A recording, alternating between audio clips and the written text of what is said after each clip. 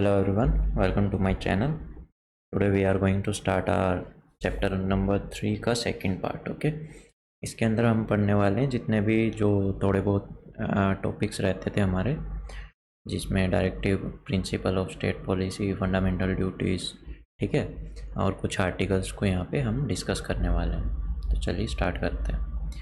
सबसे पहले बात करते हैं directive principle of state policy कि क्या थी, कहाँ से आई है, क्या नहीं. ठीक है, इसके बारे में पढ़ते हैं. According to doctor B.R. Ambedkar, directive principle of the state policy is a novel feature of Indian constitution. Indian constitution का ये सबसे अहम हिस्सा है या फिर अहम क्या है, पार्ट है. और इसको पार्ट 4 के अंदर इनोमरेट किया गया है. पार्ट 4 के अंदर संविधान के डाला गया है. They are classified into 3 broad categories. Socialist, ठीक है, सोशलिस्ट नेचर के जो DPSP है, या फिर गांधीयन, या फिर लिबरल इंटेलेक्चुअल्स. अब क्या था, directive principles are meant for promoting the idea of social and economical democracy, और they seek to establish a welfare state in India. इनका मतलब क्या है ना कि कोई भी देखो, जैसे कि फंडामेंटल राइट हो गई, फंडामेंटल राइट्स का अगर हनन हो जाता है तो हम कहाँ चले जाते हैं, कोर्ट के अंदर. लेकिन इनको लागू करवाने के लिए हम कोर्ट में नहीं जा सकते. They are not non justiciable, they are not enforceable by the court. और यहाँ पे क्या कहा गया है ना कि भाई ये जब अगर जो कोई भी स्टेट अपना कोई नया एक्ट लेके आती है या फिर कानून लेके आती है, तो उनको बोला जाता है कि किसके मद्देनज़र रख के बनाए जाए जितने भी एक्ट्स और कानून हैं वो, कि आप है ना उनके अंदर DPSP को देख के और उसको इंक्लूड करके उनको बनाया जाए, ताकि जो स्टेट का क्या है ना उद्धार हो सके, या फिर स्टेट अच्छे से काम कर सके, वहाँ पे लोगों को कोई इशू ना हो. Yet the Constitution itself declared that these principles are fundamental in governance of the country, and it shall be the duty of the state to apply these principles in making laws.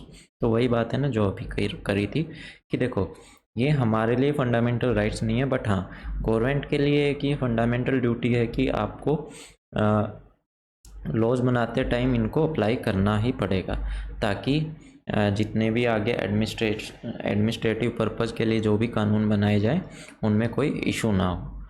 In Minerva Mills case 1980, supreme court held that Indian constitution is founded on the bedrock of balance between fundamental rights and directive principle. 1980 के अंदर Minerva Mills case आया था, ठीक है, supreme court में. तो वहाँ पे बोला गया था कि जो फंडामेंटल राइट्स और डायरेक्टिव प्रिंसिपल हैं ये एक तरह से कॉन्स्टिट्यूशन के अंदर बैलेंस बना के रखते हैं. ठीक है, फंडामेंटल राइट्स हमारे लिए अगर कोई भी इनका हनन होता है तो हम डायरेक्ट कोर्ट के अंदर चले जाते हैं. डायरेक्टिव प्रिंसिपल किसके लिए है, ये गवर्नमेंट के लिए, ताकि वो कोई भी कानून बनाए तो इनको इंक्लूड करके चले, ताकि इन फ्यूचर कोई इशू ना हो. अब बात करते हैं फंडामेंटल ड्यूटीज़ की. ओरिजिनली ये कॉन्स्टिट्यूशन के अंदर, ठीक है, प्रोवाइड नहीं करी गई थी. इनको ऐड किया गया था जब देश के अंदर इंटरनल इमरजेंसी लगी थी 1975 से 1977 के बीच में. किसकी गवर्नमेंट थी उस टाइम पे, इंदिरा गांधी जी की. ठीक है, तो इनको इंक्लूड किया गया था 42nd कॉन्स्टिट्यूशनल अमेंडमेंट एक्ट करके 1976 में. इसकी रिकमेंडेशन पे, स्वर्ण सिंह कमेटी की रिकमेंडेशन पे. ये कमेटियाँ थोड़ा सा ध्यान रखना क्योंकि इन पे काफ़ी क्वेश्चन पूछे जाते हैं कि किस कमेटी के द्वारा क्या एडवाइस की गई थी, क्या प्रपोज किया गया था. तो अब बात करते हैं 86th कॉन्स्टिट्यूशनल अमेंडमेंट एक्ट जो 2002 के अंदर आई थी. उसने फिर एक और फंडामेंटल ड्यूटी को ऐड कर दिया था. ठीक है, कौन सी, part 4A of the constitution, ठीक है, जिसके अंदर आर्टिकल 51A को ऐड किया गया था.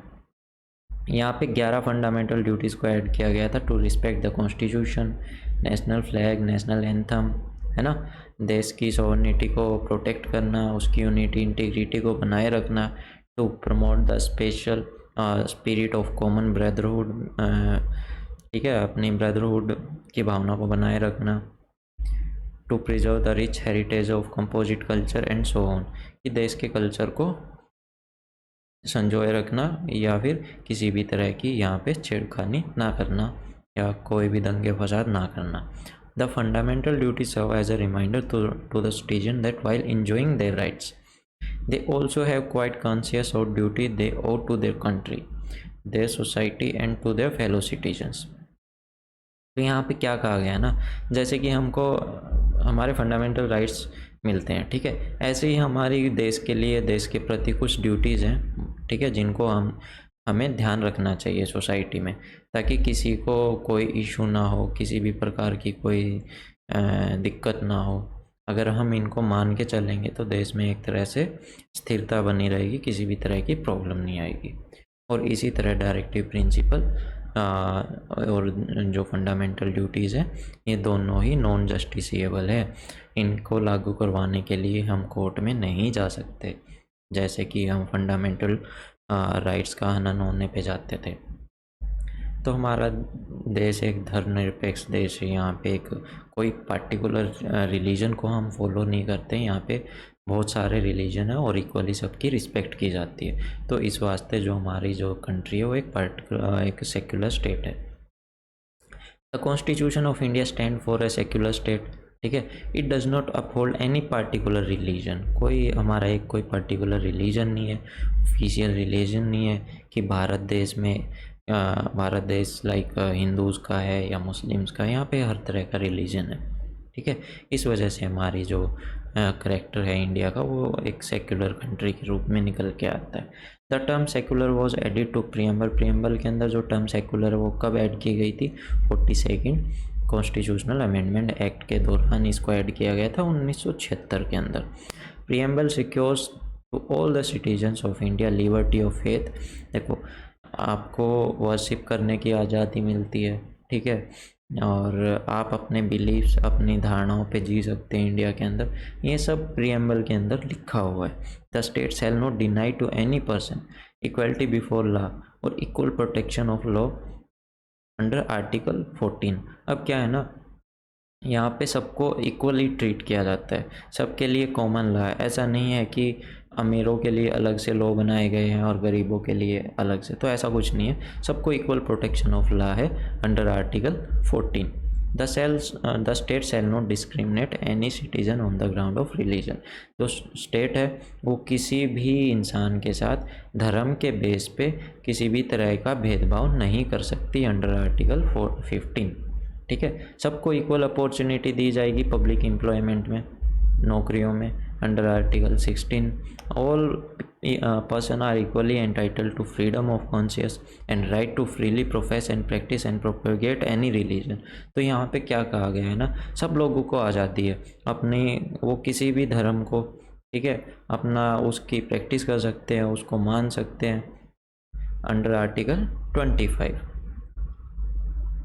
Every religion, denomination or any of its sections shall have right to manage its religious affairs।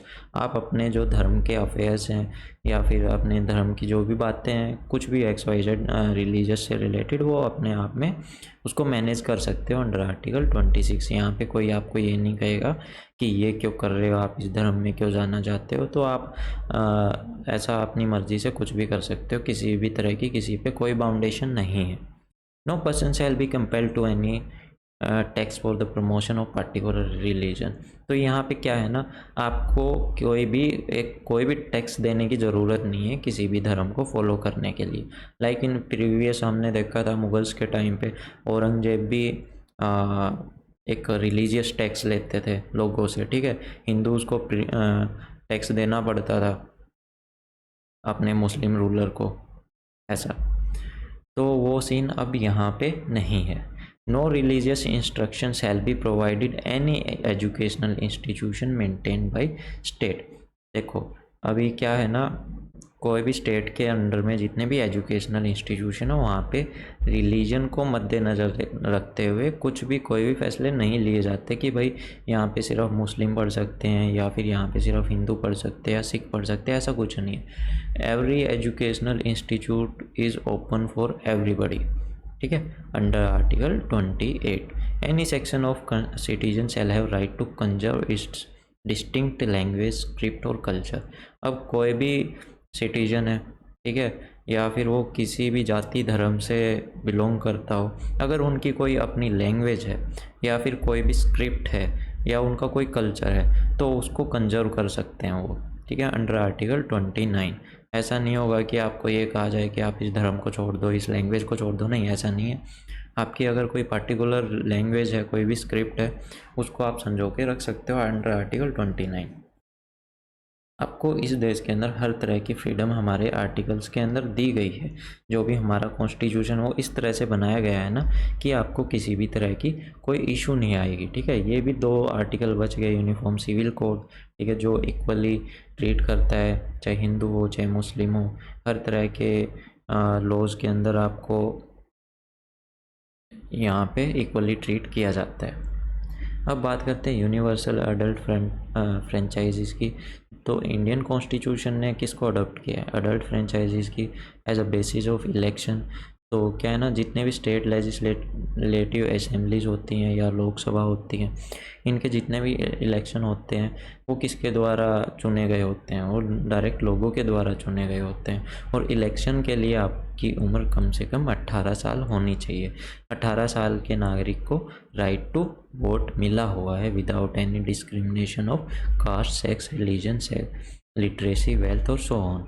अब क्या है ना, आप जब आप 18 साल के हो जाओगे तो उसके बाद में आपको राइट टू वोट मिल जाता है। आपके साथ किसी भी तरह की कोई भी भेदभाव नहीं किया जाता कि भाई अगर आपकी कोई जाति या धर्म या फिर रिलीजन कुछ भी अलग हो, डजेंट मैटर, कोई मैटर नहीं करता। आपको सिर्फ 18 साल का होना ज़रूरी है वोट डालने के लिए, ठीक है। और वोटिंग एज 18 साल की गई थी 21 साल से घटा के, कब, 1989 में, 1981 by 61st constitutional amendment act of 1988।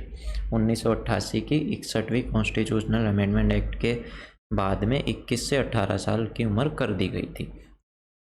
अब इंडिया के अंदर सिंगल सिटीजनशिप है, जैसे कि यूएसए के अंदर 2 सिटीजन है ना, 2 सिटीजनशिप मिलती है, एक तो स्टेट की और एक कंट्री की। लेकिन इंडिया में ऐसा कुछ सीन नहीं है। The Indian constitution is federal and envisages dual politics. Central और स्टेट में भले ही हमारे यहाँ पे अलग अलग सरकार चलती है, लेकिन सिटीजनशिप की जब बात आती है तो वो सिंगल सिटीजनशिप है, वो है इंडियन सिटीजनशिप। आप भारत के नागरिक हो, ना कि किसी एक पर्टिकुलर स्टेट के नागरिक, ठीक है। जितने भी आपको जो भी फैसिलिटीज़ मिलती हैं वो एक इंडियन सिटीजनशिप होते हुए मिलती हैं। He owes alliance to both and enjoy dual set. अब ये क्या था ना कि अभी क्या है ना, जो अभी हमको सिंगल राइट्स मिलते हैं, ठीक है, कि हम फंडामेंटल राइट हैं या फिर जो भी है वो सब एज ए इंडियन मिलते हैं, ठीक है। हमारी कोई स्टेट का अलग से अपना कोई अलग राइट नहीं है। और हमको जो गवर्नमेंट में जॉब्स की अपॉर्चुनिटी है वो नेशनल गवर्नमेंट में भी मिलती है और स्टेट गवर्नमेंट में भी। In India, all citizens, irrespective of the state in which they are born or reside, enjoy the same political or civil rights of citizenship all over the country and no discrimination is made between them. अब यहाँ पे ये बोला गया है कि आप भले ही किसी भी स्टेट में रहते हो या किसी दूसरी स्टेट में आपने जन्म लिया हो, लेकिन आपको जितने भी राइट्स हैं पूरी कंट्री के अंदर वो आपको बिल्कुल सेम मिलेंगे, ठीक है। आप चाहे, मैं मान लो मैं हरियाणा में पैदा हुआ हूँ तो मैं रहता हूँ क्या पता यूपी में, तो मेरे को उधर भी जितने भी जो भी कानून हैं वो मेरे लिए सेम वर्क करेंगे। ऐसा नहीं है कि भाई उधर जाके मेरे को कोई और अलग से स्टेट गवर्नमेंट का मतलब है ना अलग से लॉ मानना पड़ेगा, तो ऐसा सीन नहीं है, ठीक है। मेरे फंडामेंटल राइट वहाँ भी सेम काम करेंगे और यहाँ भी सेम काम करेंगे।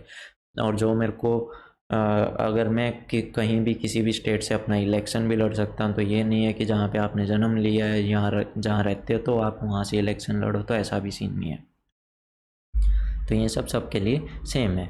और अब कुछ इंडिपेंडेंट बॉडीज़ हैं जिनको कॉन्स्टिट्यूशन के अंदर डाला गया है ताकि उन पे किसी भी तरह का मतलब किसी भी तरह का गवर्नमेंट का इफ़ेक्ट ना पड़े और वो अपना इंडिपेंडेंटली काम करे। अब उसके अंदर सबसे पहले आती है इलेक्शन कमीशन, जो इलेक्शन करवाती है किसके, पार्लियामेंट के भी, स्टेट के भी, है ना, प्रेसिडेंट के भी, वाइस प्रेसिडेंट के भी। तो ये कौन करवाती, इलेक्शन कमीशन। फिर बात करते हैं सीएजी की, कंट्रोलर और ऑडिटर जनरल। ये ऑडिट करते हैं किसके अकाउंट, सेंटर के भी, स्टेट गवर्नमेंट के भी अकाउंट्स ऑडिट करते हैं। और इनको माना जाता है, क्या बोला जाता है इनको, guardians of the public purse, public purse के गार्डियन बोला जाता है। और जो भी ये रिपोर्ट्स है जितने भी गवर्नमेंट का जो भी एक्सपेंडिचर होता है बाद में लास्ट के अंदर ये पार्लियामेंट में उसको पेश करते हैं और गवर्नमेंट के सामने रखते हैं, ठीक है। और पूरा गवर्नमेंट का जितना भी खर्चा है सबकी देख रेख यही करते हैं।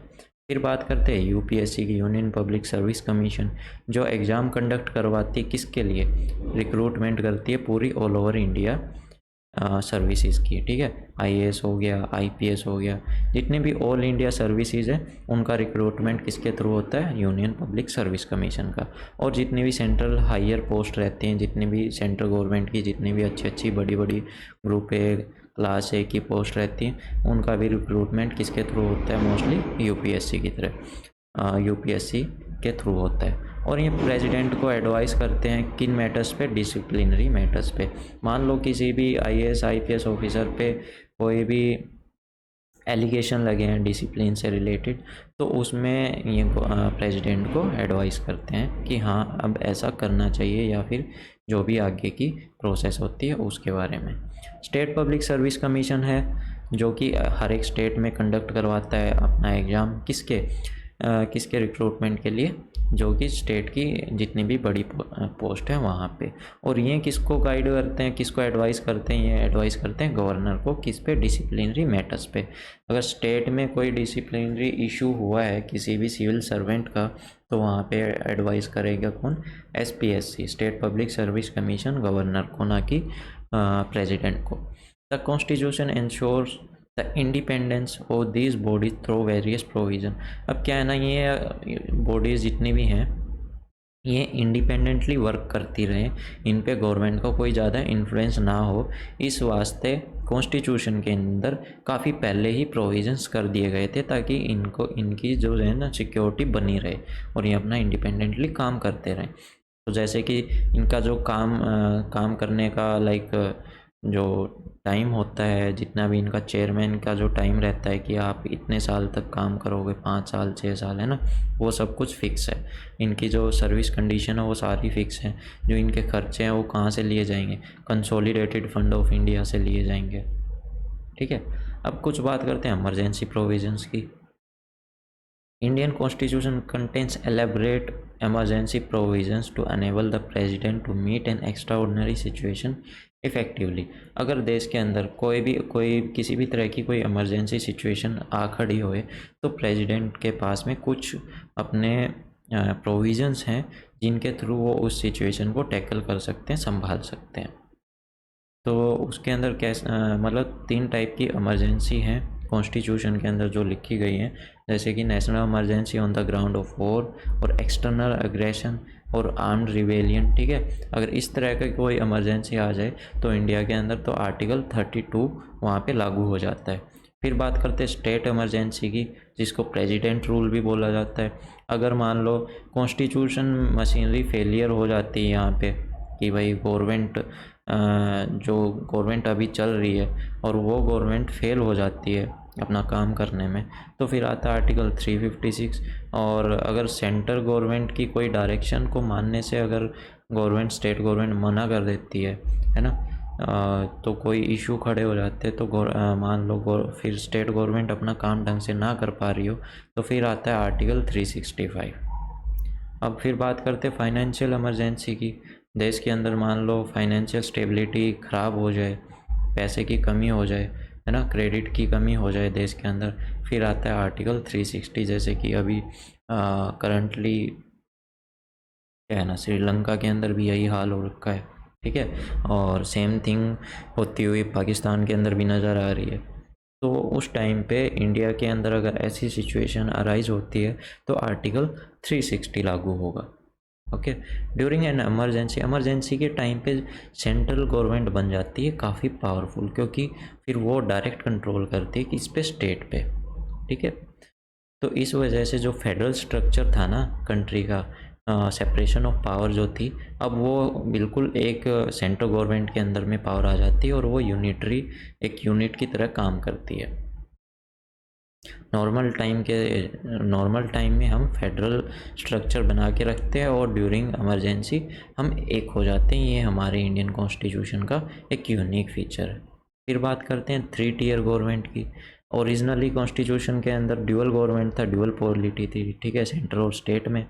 लेकिन बाद में 1992 के अंदर 73rd और 4th कॉन्स्टिट्यूशनल अमेंडमेंट होती है, जहाँ पे एक 3 टियर गवर्नमेंट भी ऐड की गई, मतलब लोकल गवर्नमेंट, ठीक है, जैसे पंचायत हो गया है ये। 73rd amendment act of 1992 gave constitutional recognition to panchayat, local rural local government. अब क्या है ना कि जो गांव के स्तर है, गांव के लेवल पे पंचायत अपना काम करती है, ठीक है, सरपंच हो गए ऐसे। और इन्होंने 73rd अमेंडमेंट एक्ट के थ्रू नया पार्ट नंबर 9 ऐड किया गया कॉन्स्टिट्यूशन में, और जिसके साथ किस में, अंडर शेड्यूल 11 में। और ऐसे ही 74th अमेंडमेंट एक्ट डाली गई 1992 में, उस वहाँ पे किसको रिकॉग्नाइज़ किया गया, म्यूनसिपालिटी को, पार्ट नए, कौन से नए पार्ट में, पार्ट नंबर 9 में, और नई शेड्यूल नंबर 12। अब बात करते हैं कोऑपरेटिव सोसाइटी। कोऑपरेटिव सोसाइटी होती क्या है? कोऑपरेटिव देखो नाम से ही पता चल जाता है कि जो लोगों के कोऑपरेशन से बनती है, ठीक है। इनका मोटिव क्या होता है ना, ये आपस में कोऑपरेट करते हैं, इनके मकसद सेम होते हैं, ठीक है, नॉन प्रॉफिट ऑर्गेनाइजेशन की तरह काम करती हैं। और यहाँ पे इनको 97th कॉन्स्टिट्यूशनल अमेंडमेंट एक्ट जो 2011 के अंदर हुई थी, उसने कॉन्स्टिट्यूशनल इनको स्टेटस प्रोवाइड कर दिया था, और इनको कुछ हद तक प्रोटेक्शन प्रोवाइड की गई, ठीक है। यहाँ पे 3 चेंजेस किए गए थे। एक तो आपको अब कोई भी इंसान कोऑपरेटिव सोसाइटी बना सकता है, ठीक है, अंडर फंडामेंटल आर्टिकल नंबर 19, और it included new directive principle of state policy. DPSP में भी जो कोऑपरेटिव सोसाइटी है उनके प्रमोशन के लिए नया आर्टिकल नंबर 43B को ऐड किया गया, ताकि जो भी कानून बनाए जाए तो कोऑपरेटिव सोसाइटीज़ को मद्देनज़र रखते हुए इनको भी इन्वॉल्व करके थोड़ा सा उस हिसाब से चीज़ों को आगे बढ़ाया जाए, ऐसा। It added a new part number 9B in the constitution, जिसका टाइटल क्या है, द कोऑपरेटिव सोसाइटीज़। और ये कौन से आर्टिकल्स तक जाता है, article 43 ZS to ZT। The new part 9B contain various provision to ensure that cooperative society in the country function in democratic, professional, autonomous and economically sound manner। मतलब जो ये प्रोविजंस, जो ये आर्टिकल्स डाले गए हैं, ये क्यों डाले गए हैं, ताकि जितनी भी सोसाइटीज़ हैं, ये कोऑपरेटिव सोसाइटी, ये अपना काम अच्छे से ढंग से कर सके, और इन पे भी किसी भी तरह का कोई एक्सटर्नल इंटरफेरेंस ना रहे, ठीक है। अब बात करते हैं क्रिटिसिज्म ऑफ कॉन्स्टिट्यूशन। कॉन्स्टिट्यूशन का क्रिटिसिज्म हमारा क्यों होता रहा है? क्योंकि लोगों का मानना है कि हमारा कॉन्स्टिट्यूशन बोरोड है, ठीक है, कि हमने दूसरे देशों से चीज़ें उठा के इसमें डाल दी। तो ऐसा नहीं है, हमने ऐसे ही डायरेक्टली कुछ भी उठा के नहीं डाल दिया। हमने चीज़ों को समझा पहले कि किस चीज़ की इंडिया को ज़रूरत है या फिर ज़रूरत पड़ सकती है, ठीक है। उस हिसाब से हमने उसको अपने अकॉर्डिंग ढाल के तब अपने कॉन्स्टिट्यूशन के अंदर ऐड किया गया था। दूसरे बोलते हैं कि कार्बन कॉपी 1935 एक्ट की। तो देखो हमारे देश पे लोग ब्रिटिशर्स राज करते आए हैं, ठीक है। तो हमको जो जैसे उनकी गवर्नमेंट चलती थी उसका काफ़ी बेहतर तरीके से आइडिया था।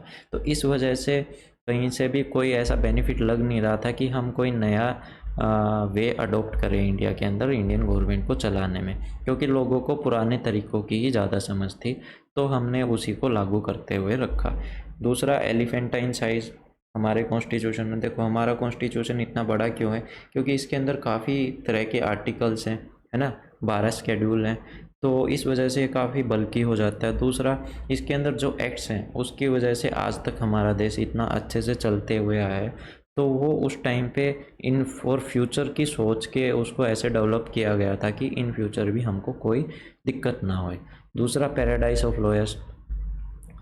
अब ये यहाँ पे क्या है ना, देखो जो ड्राफ्ट के चेयरमैन थे कॉन्स्टिट्यूएंट असेंबली के, वो थे डॉक्टर BR अम्बेडकर, जो कि खुद एक लॉयर थे, एडवोकेट थे, ठीक है, लॉ मिनिस्टर थे।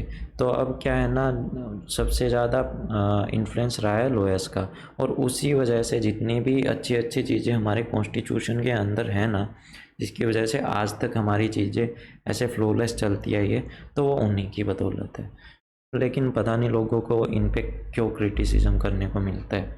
ये चीज़ें कितनी सही है, देखो आज तक हमारा कॉन्स्टिट्यूशन कभी भी ये नहीं है कि टूट गया हो, या कई देशों का कई बार बना है, बार बार बनता रहे, फिर भी वो स्टेबल नहीं रहा है।